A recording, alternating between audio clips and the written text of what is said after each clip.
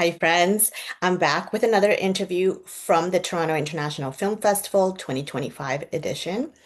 Today, I will be highlighting the documentary Ni-Naadamaadiz Red Power Rising, directed by Shane Belcour.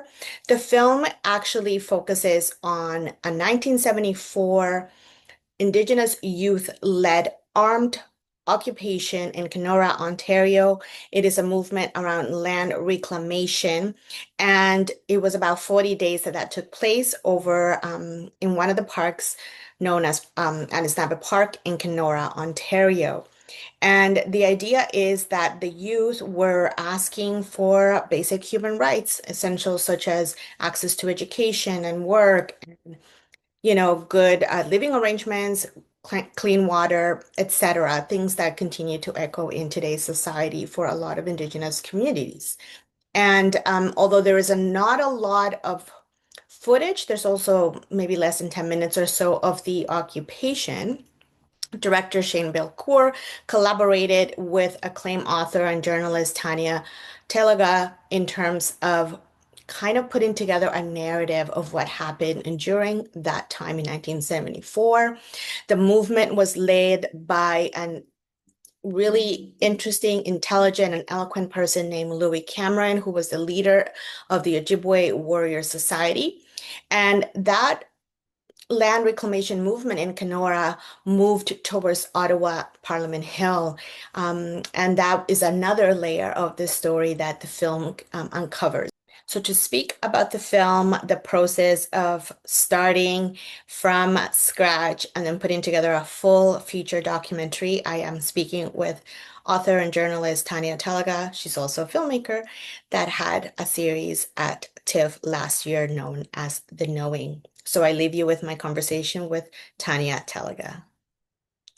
Hi, friends. It's Heidi M, and I'm actually starting my TIFF coverage this year with our lovely guest. We have filmmaker, producer, journalist, author Tanya Talaga. Tanya, thank you for joining me.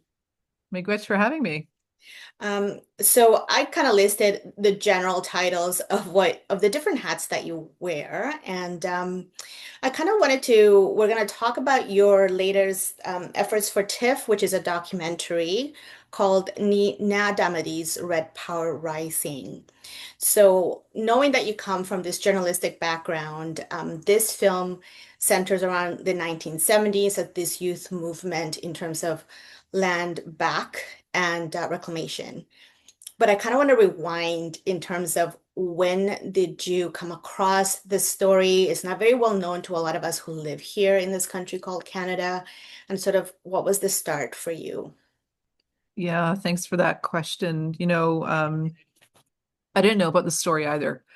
And it was when I was researching my second book, All Our Relations, that I found out about the occupation of Anicinabe Park in Kenora. Mm-hmm. And when I found out about this story that, this group of youth called the Ojibwe Warrior Society, well, first that there was an Ojibwe Warrior Society and that all of these youth came together to occupy a park in an armed land back occupation. I'm like, what? What's happening here? And I remember talking to a girlfriend of mine. She's like, oh, yeah, my dad was in the park. And then she was sending me some stuff. So I started to find out more about it. And I couldn't believe I didn't know about it, but I also could believe that I didn't know about it. Um, we weren't taught the true history of this country in our schools, right? And this is just another example of something that happened and it just got no coverage.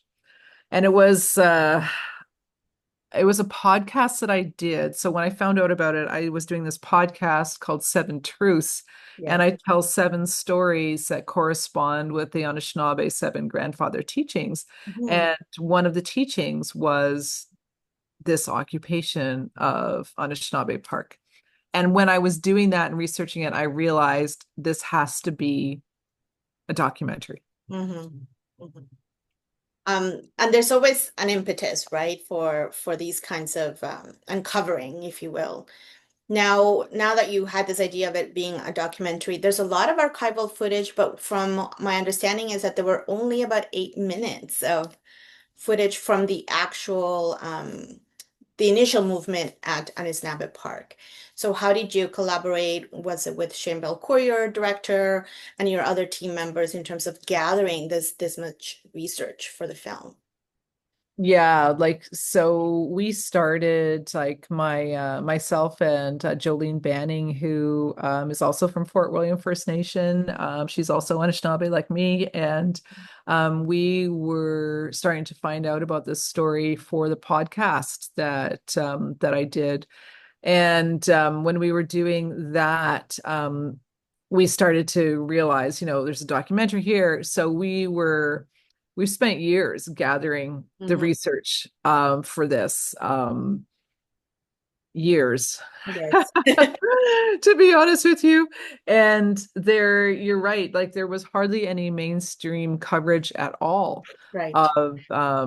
of what happened at the park. And so Mhm. there's a limited amount of material that's publicly available Mhm. for the footage. And we really tried to find as much as we could, and that's all we could find anywhere. Mhm. Around 10 minutes of footage, 8 to 10 minutes of footage. I've heard since then that someone may have more footage, but I haven't seen it. Right. And, I'm just like, oh, don't tell me now. That's we did everything we could. That's the next version. Yeah, yeah, yeah. But you did connect with, with the family of Louis Cameron, who was one of the founders of this, the Ojibwe Warrior Society, and so we meet his sons and his wife, I believe, Yeah. and I wanted Lynn. to know what that was like in terms of reaching out to members that were part of that movement. So much of our storytelling within our communities, our First Nations communities, is also about relationship building. Hmm. And both myself and Jolene got to know Lynn Skeed, who was Louis Cameron's wife. Hmm. They had four sons together, and one of those sons was Tyler. And so when we were doing the podcast, Seven Truths, we met Lynn, we visited with Lynn, and we got to know her son Tyler. And we actually had Tyler read some of the interviews that were done with Louis. So I don't want to give spoilers away, but so Tyler read his father's interviews for us, and we were both, Jolene and I were just gobsmacked. We're just like, wow, this is amazing listening to him. And he sounds so much like the recordings we've heard of his dad, too. Um, and so that's when we got to know them. And I remember talking to Lynn about the documentary, and, she's obviously in the documentary. And she wanted her son to do this documentary and to read her Louis's words. Yeah. And I told her that's what we would do. Mm. And I think it's like I think for in gen when we think about films and documentaries specifically, that personal connection is always going to draw us in even more in terms of, you know, um, kind of recognizing leaders, but also the way that the movement might have also, affected the community. So I kind of want to talk about the expansion of who you were able to connect for this film. You have other members, other warriors that were at the park, and the movement also ended up in Parliament Hill, and there was a lot of other um, events that took place during that particular time. But staying with this making relations and making connections, what was I guess, the rally with the community that helped you along the way? Yeah, we were so lucky because we had that connection with Lynn and with Tyler. And then when we went out to do like a development sizzle on this, I remember going out to visit Lynn and Tyler and Tommy Kizik, and I was with Sean Stiller at the time, who became the DP, Hmm. was the DP of the film. and Kane Curtin as well, and Jordan Kelly, who is actually the voice of Louis Cameron, who speaks in Anishinaabe. So we got to know people, even more. Many of the warriors, we got to know um, Tommy, as I said, um, Rebecca, um, Fullerton, who's in the film.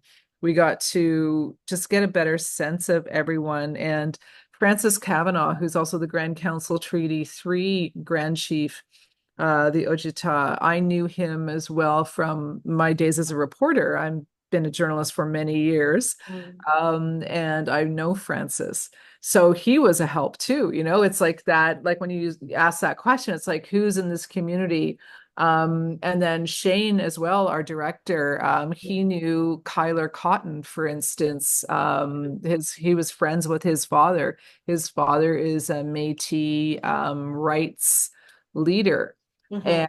And so there was crossover there, and that was such a big help as well with getting a hold of folks. And then Norm Zlotkin, the lawyer, I mean, Jolene got him and he told us about the manuscript. It was just it was amazing. It feels like many hands helped put the film together for sure. For sure. And through the film, we're seeing like these layers kind of come apart, Mm. as we continue to follow the movement. Um, so, I mean, we said this already in terms of how many of us don't really know about the story. And I don't think it's a spoiler, but there's a mention of it in the documentary by one of the members in terms of like, I think even our own community, some of the younger members don't really know this took place. You, Yeah. was there anything that kind of took you aback? I mean, obviously, all of it takes us back in some way or aback, but something that sort of surprised you or didn't even surprise you as you did your research and The whole thing really, just like as we got further and further into it, just knowing that so much has happened in Kenora over the last 50 years, like that report while people sleep. When we found out about that report, when I'd found the report, a girlfriend gave it to me and she was like, here it is. It was just stunning to read, like 200 unexplained deaths, and no one's probing this. No one seems to, it doesn't seem to be in any headlines anywhere. There was nothing about this, and that's like 200 First Nations people that died in Kenora over the span of a few years in the early 70s, and they weren't really investigated, or there were drownings or unexplained deaths, or all of these things. And it was like, what? How come no one's talking about this? And meanwhile, at the time that this is all happening, we've got Louis Cameron and his friends who've started, they're all in their late teens, early 20s, and they're starting this movement. They held a conference for their to try and get together with all the other local youth to talk about their rights and how to like get jobs and make things better with the police. And so they occupy a park. It's the whole story just inspired me so much. And I really just um, wanted our youth to know about Louis and the warriors, and I wanted them to know we've got heroes. right.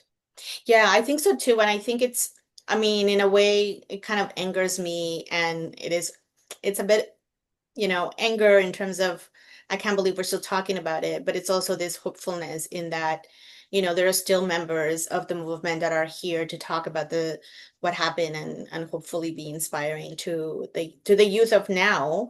And it kind of makes me think of where we're at, and this year marks this 10th anniversary of the TRC and the calls to action and the same things that Louis Cameron and the movement were asking for are still being asked for today. 100%. There are only a dozen of the 94 calls to action that came out of the TRC that have actually been fulfilled. And the TRC, these calls to action, they're a roadmap on how to heal this country's spirit, right? And how to go about reconciliation. And to see where we are with it 10 years later is really a shame, you know? Hmm. Yeah, and I mean, that's I think the thing that strikes me the most in that, they're not big asks when you think about it, but they're being asked over and over again through the It's basic human rights, you know, a Mhm. lot of it, like just high schools in our communities, clean water in our Mhm. communities, you know, Mhm. access to jobs and to childcare and the having the state stop taking all of our kids away, you know, and putting them into children's aid, like all of these things. These are basic human rights that we shouldn't be still fighting for in 2025. I think But so too. I think so too. But it's interesting that you mentioned there's not a lot of footage for us to kind of look at for that particular moment in time. But in preparation of for me speaking with you today, I tried to go online and see what I could find. I'll believe it or not, there are sites that talk about this. Maybe it's more like written, but I mean, there's information there. There are people talking about it. I even found like a Reddit forum where people are kind of yeah, talking about this, and I yeah. think it's interesting that it's kind of making the rounds. Oh, good. Was People, the Reddit forum, was it recent or was it from because it was the 50 um, year anniversary was last year. We it were might have actually been going to get the film a ready, but bit of the last year ones, okay, yeah, yeah. but I think it'll pick up traction now that there's this documentary now to complement and add to the discussion. So, I mean, I think that's the hopeful part that there are people willing to talk about it and have 100%. more dialogue around this. Yeah. So you talk about Shane Belcour, who's a filmmaker that you're collaborating with on this film. So is the understanding here that he was also involved from the early parts of coming? Yeah, so I knew I needed somebody to direct this film, and it couldn't be me because I was doing the Knowing, a four-part series, and writing a nonfiction book at the same time on Indian residential schools and my family. And I'm just like, I can't do this. And, you know, I had heard about Shane, I had seen his Tom Wilson biopic, and I loved it. And so I reached out to him, and so my company produced the film, and so we hired Shane to be our director. And Shane has definitely given the film the look, like, you know, that rock and roll look that we saw too with Tom Wilson. Um, it's so apparent in this film. That's Shane's touch, you know. Mm, And that beautiful scene at the end too, where oh, I don't know if it's supposed to spoiler alert, but maybe. um, yeah, yeah, it's like, yeah, it's great. All the scenes with Tyler, it's he was a visionary to work with. Yeah, and I think I like the style in terms of like I like the style, like the flow. There was a lot of the personal, but a lot of the actual factual information based on your research, which I think it's a nice balance of, Yeah. educating us as well. And I think what I kind of was curious about is in terms of material that maybe didn't make it, because at some point there's also the post-production and editing process where you kind of have to come to a decision as to when the film is completed.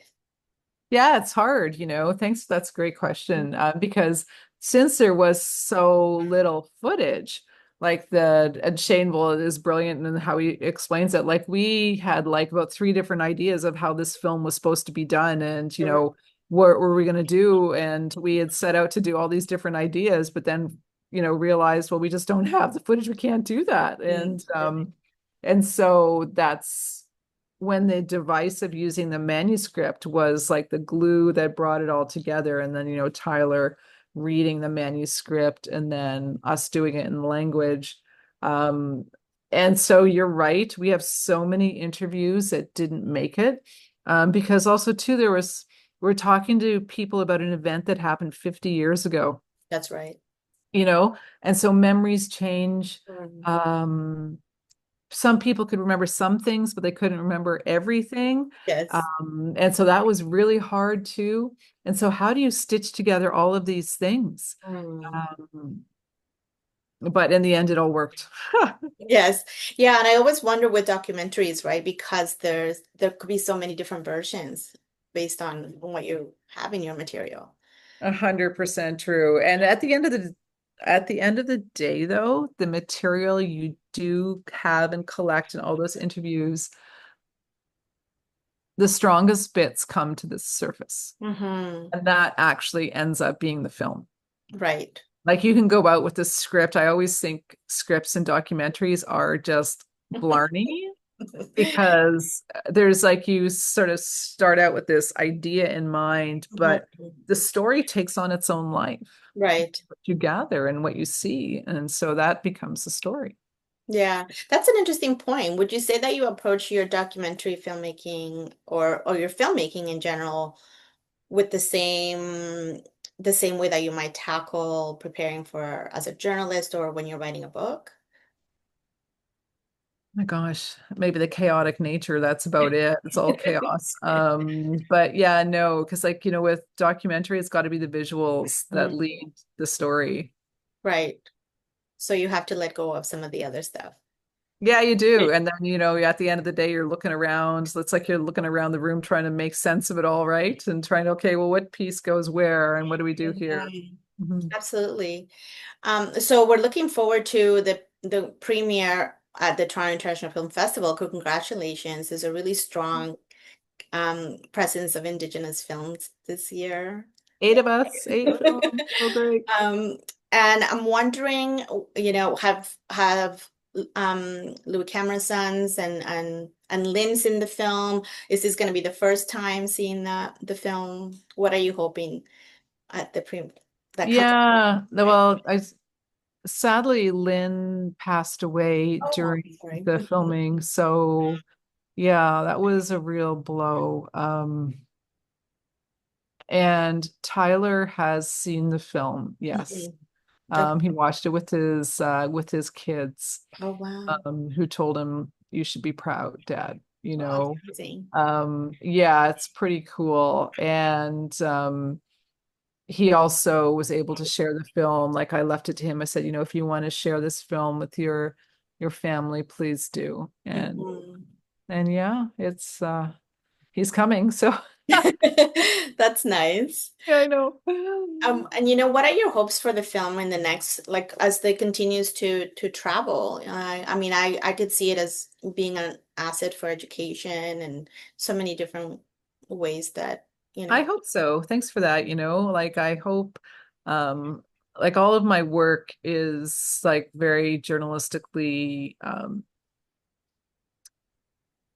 comes from a place of journalism and truth Mhm. telling and we're trying to rewrite the record, right? Yes, Um, 100%. and I hope that people see this in schools and in universities. And again, I hope that Canadian youth see it and Hmm. Anishinaabe youth see it and that they're proud. Yeah, Absolutely. And then continue to talk about this part of history that we don't know. exactly. Exactly. Right. Thank you. I Well, think I'm thanks, gonna wrap Marie. it up there because it's a nice Okay. way to leave it and entice folks to come see the film at TIFF. I'll be sure to put all the information in terms of screening so people know where to go. Um, Thank you. and are we able to share there's a website for your production company is that okay to share? Please do. That would be great. And there's Instagram as well. Yes. We're big on the Instagram, and we just did like a little Ni-Naadamaadiz Instagram. We just created a little I might have profile. seen that on the algorithm for sure. Oh, thank you. Thank Okay, you. so we'll make sure that the tags are where they need to be and the links are in the description too. Tanya, thank you so much. I appreciate your time and thank you so much for your work. Miigwech, thank you very much. Thank you. Take care.